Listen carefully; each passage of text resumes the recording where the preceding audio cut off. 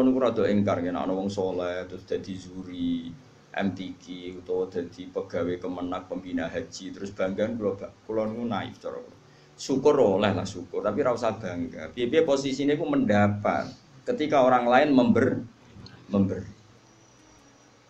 Lho akeh Kang, santri pedotan urip ning desa sing abangan.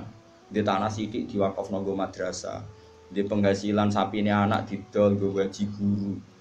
Padahal mondoke ra khatam Quran. Tapi dia ngurip-ngurip agama. Tapi nak kowe khatam lanya juara. Dikai umroh, dikai duit. Lho cara Allah ya keren sing ngekeki timbang sing di. Tapi kowe aja terus gedeng sing juara, kowe hasud kriminal. Tapi nak sing juara kok kumo luhur merasa Qur'annya terbaik tak lorot ya. Banyak orang yang memberi untuk Quran bukan mendapat. Akeh wong adol Tegal demi haji, kowe haji kajekno negara nek biangga, kaya orang pilihan mergo dikajekno negara. Orang lain kaji wadol Tegal tukaran mbek anak bojone. Sing anake Pak kok Tegal lah kok dol terus piye? Sing tak waris sapa mbok go kaji? Wes ra waris-warisan. Tak rumat mulai cilik kok tuwek iki arep-arep warisan. Pokoke tak dol go kaji. Lho kula nate lho nyelesekno sengketa ngoten lho. Tangga kula iku di Tegal sitok, pamit kula ape didol go kaji. Anake ya sowan kula. Kak, iku nak didol anak-anak ra diwarisan. Bantah-bantahan teng arep kula. Cuma wong aku ra melu di dunya ngeten, Pak. Kula dadi juri bantah-bantahane jenengan mbek anak, tapi kula ora usah melo-melo. Terakhir kalimatnya aku jek eling. Pokoke tak dol, anak tak rupat mulai cilik tekan tua jajuk warisan. Pokoke tak dol go kaji. Didol akhirnya kaji. Orang kaji seperti ini kan hebat, indawa hebat. Dia yunfik memberi untuk Islam. Dia memberi untuk haji. Sementara ada orang merasa bangga karena dikajikan negara. Di itu mendapat. Di mana-mana al-yadul ulya khairun minal yadis sufla. Di mana memberi itu jauh lebih baik ketimbang menerima. Tapi soal bangga ya bangga. Mbok yo sing bangga syukur dhewe aneh. Alhamdulillah untuk kaji gratis terus profesional. Memang negara butuh. Saya pun pernah ditawarin kaji gratis oleh negara. Saya pun suatu saat ya mau, tapi kalau saya mau memang haji itu butuh mufti, butuh pemandu, butuh tahu sah tidak. Kalau berangkatnya karena itu kan dia tidak terlintas bangga dikajikan negara, bahkan dia membawa mas'uliyah, membawa tanggung jawab. Kalau itu fil jannah. Atau kamu jadi juri MTQ gak apa-apa, tapi niatnya menstandarkan makhraj, menstandarkan tahfidz, menstandarkan cara baca Quran, niatnya ngono. Nah sing niatnya ngono kan gak kober umuk mbek tanggane. Gak kober bangga, gak kober pokrol. Wong dekne merasa mas'uliyah banyak tanggung. Nah, tapi problemnya rata-rata kelakuannya ra ngono iku. Seakan-akan keren karena dipilih negara. Itu kita harus keras, nggak bisa. Mulane kalau setuju model Mbak Arwani ngaramno MTQ. Sebenarnya bukan karena haramnya MTQ itu enggak. Orang tahu semua lah di dunia khufat kalau Mbak Arwani mengharamkan santrinya musabakoh. Sebetulnya secara filosofi hukum itu bukan musabakohnya. Saya tahu betul tentang fikih. Saya yakin musabakoh itu halal. Saya tahu betul posisi fikihnya. Saya ulang lagi posisi fikihnya. Tapi mungkin Mbak Arwani yang diinginkan adalah wong hafid itu aja mental entuk, tapi mentalnya itu yang penting. Kalau sekedar musabakohnya sepele loh. Karena sepele biar negara sana anggarannya karena ngekeno. Terus prosedure ini ya wes. Tapi tetap baik loh yang musabakoh soalnya yang jurinya tetap baik. Tapi Mbok Yao mentalnya seperti yang saya jelaskan ini. Saya ulangi mentalnya Mbok Yao yang seperti saya jelaskan. Jadi saya pikir wong kaji ditunjuk negara. Kalau nggih bolak-balik, kalau niku kiai Kang sering ketemu kiai. Gus alhamdulillah Gus tahun ini kalau ditunjuk pemerintahan Rembang, pemerintahan mana untuk haji Gus gratis kalau ben. Ya alhamdulillah wae ora usah cerita aku ini. Ya biasa wae. Saya takut, jenengan kowe tak ora seneng. Ya ora seneng ngono kiai ngomong liya kaji wadul Tegal seru. Tukaran sih adol Tegal. Oh seru. Wah iku jos tenan. Ora kaji iso nangis, yo nangis dosane nangis Tegale ya.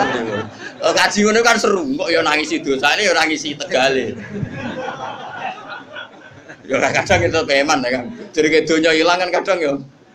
Dadi nangise loro, nangisi Tegale, mbek nangisi donyane. Mulane terus ndonga ya Allah gantilah itu. Ternyata ada ikhlas-ikhlas banget. Kok nek multazam ya njaluk ganti. Tapi ini pelajaran bagi kita. Sementing nih, buat nanya kula suatu saat dia mau, yakin suatu saat mau, tidak masalah. Hingga detik ini saya berkali-kali ditawani jadi pemandu haji, tapi hingga detik ini saya tidak mau. Tapi kapan-kapan ya mau, karena saya ada anti negara. Kan yura saya juga tidak ekstremis. Tapi kita harus didik umat, mbok yo dilatih. Napa? Misalnya kita di mubalek, mbok yo mikir. Disangoni 2 juta, mbok 1 juta. Padahal uang 2 juta ini panitia masjid door to door, ono rondo tuwek meh mati. Ono pengajian urun 10.000. Ana wong sing kepen blonjo sesuk 20.000 gara-gara ana panitia masjid disumbangno 20.000. Ini kan uang heroik semua, uang dramatis. Lha sing awam ae iso urun demi pengajian, kowe entak entuk kok ora ngrasa dosa. Enggak apa-apa tetep entuk, piye-piye kayak mubalek wong alim enggak apa-apa, mendapat penghormatan enggak apa-apa. Tapi sadarlah itu, bahwa itu dari umat yang kadang lebih miskin ketimbang Anda. Sehingga ketika pidato, oke enggak apa-apa, uang itu diterima halal. Jika ketika pidato itu punya target benar-benar lihidayatin nas untuk menunjukkan manusia umat sudah memberi saya, maka saya beri mereka surga dengan cara tak tunjukkan jalan yang benar. Orang kok pidato mau guyon tok, nggak ada target, sementing lucu menarik. Ini apa-apaan? Memangnya rano hisab, memangnya pangeran wedi mubalek. Sembrono. Ini penting, ini urusan ilmu, Kang, urusan etika di depan Allah Subhanahu. Loh, saya sampai sekarang tuh buatan sombong, bojo kula takoki lek lekon bojo kula biasa gak ana kopi santri, nak rebunan nggih gawe piyambak. Sampai sekarang. Ya karena tak kandhani, Dek, banyak orang itu yang memberi agama, nggo gula kopi ning kiai. Kita wis dicucup, kadang disalami template. Makanya saya belajar terus untuk memberi mereka yang terbaik. Bojoku urun fisik gak ana kopi macam. Ya biasa sampai sekarang nggih biasa Hasan itu tugas gula tugas nggih biasa. Anak kula nggih biasa tuku. Karena tadi, kita ini jangan biasa hanya mendapat sesuai opok kupengem, hatimu kacau. Nah biasa mendapat sesuai hati ini elek, terus kepinginnya menuntut, malah panjang. Makanya masyhur Rasulullah sama delok teng adabul akhlakun nubuwah wa adabul maisha. Itu sering saya baca sama anak-anak santri yang ngaji sorokan sama saya. Akhlakun nubuwah wa adabul maisha. Itu di situ dijelaskan oleh Imam Ghazali dan disahkan, ya, artinya hadis riwayat itu disahkan oleh sarahnya Said Zabidi.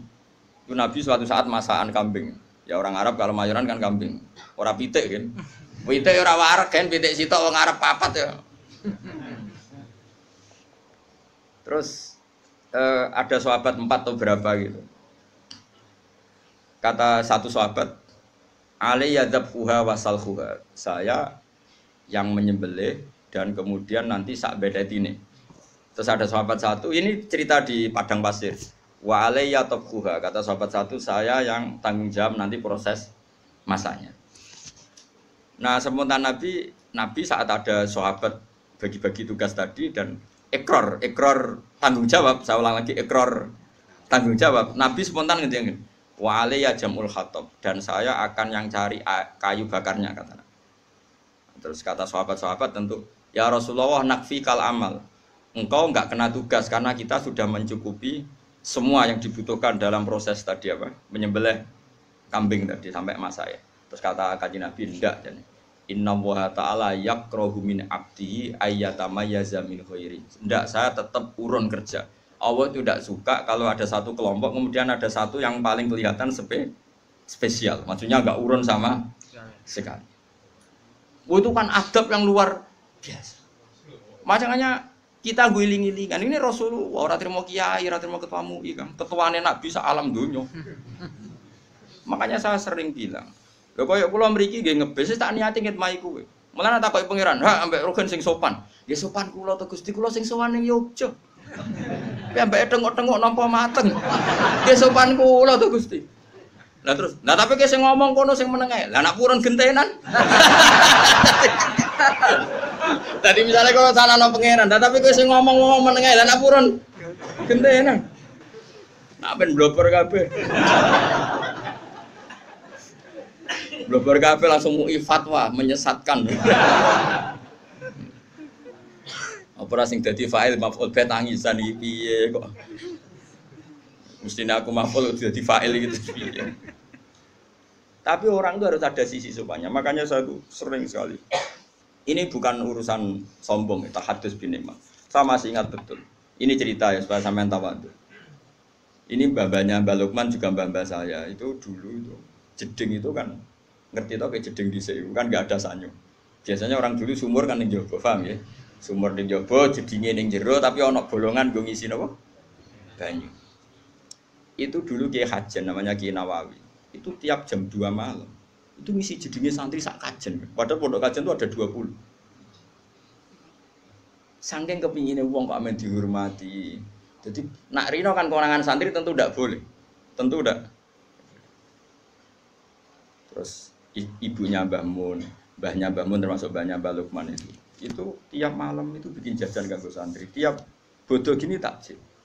Ibu saya seperti itu sampai sekarang ibu saya itu mesti ikut goreng kalau ada takjil untuk santri sampai sekarang. Terus ditiru istri saya.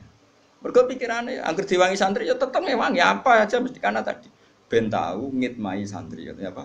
Ngitmai. Nah, kalau dalam bahasa pondok tuh ngitmai santri. Ada cerita yang lebih mengharukan daripada itu.